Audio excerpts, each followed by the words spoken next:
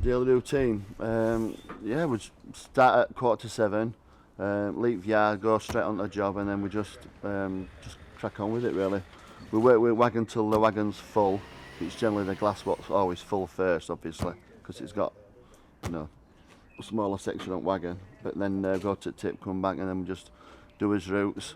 And when his routes are completed, if any misbins, we get them.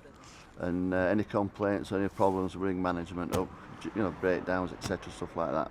I'm currently in charge of all waste collection services within the Bradford-Keighley district. I think at this moment in time, Bradford as a whole is trying to promote recycling, and albeit we're doing very well at the moment, these areas of the district which we find very difficult to introduce it.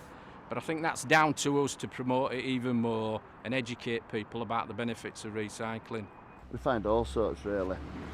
Clothes and also, I think a lot of people get mixed up and they think you'll just because they bring their bin out, a grey bin, you have to tick it. If it's a contaminated bin, what's got stuff in, we just put a sticker on with your name, and so they can ring up and get it emptied and start recycling again. We work on a route of 16 routes a month. Obviously, each route's obviously different areas. We cover four areas in a week. We do a 4-day week, and every day is different what we do. A lady once rang up and I answered the phone and she says, "Where do you tip your wagons?" I said, "What's the problem?" She says, "Well, the thing is, I've thrown some money away and it were an accident." So she said, "Can I come and have a look through rubbish?" I said, "Well, not really, but we'll see what we can do." I said, "How much money are we talking?" She went, £20,000. She says, "There were a carrier bag of rubbish and a carrier bag, and I just grabbed it and threw it in." I said, "Oh, well, it's already gone by now."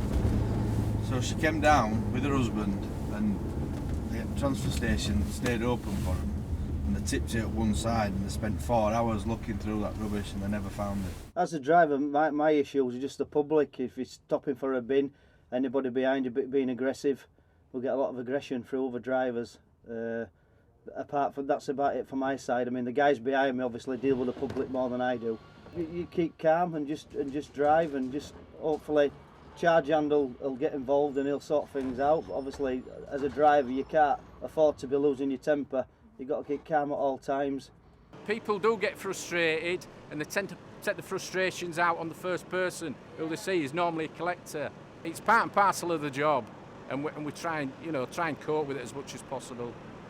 Without bin men, their job I think is very underestimated. I think by a lot of people are not appreciated. I think becoming more politically and environmentally aware, you realise that bin men play a massive part in society and in environmental life as well. It's absolutely vital that a city, a town, a district is clean. They're out there day after day in all different types of weathers. I think the world would be a far worse place because I think people kind of take bin men for granted. Saving the world in their own little way, definitely. Fantastic superheroes. All I'm lacking is a cape.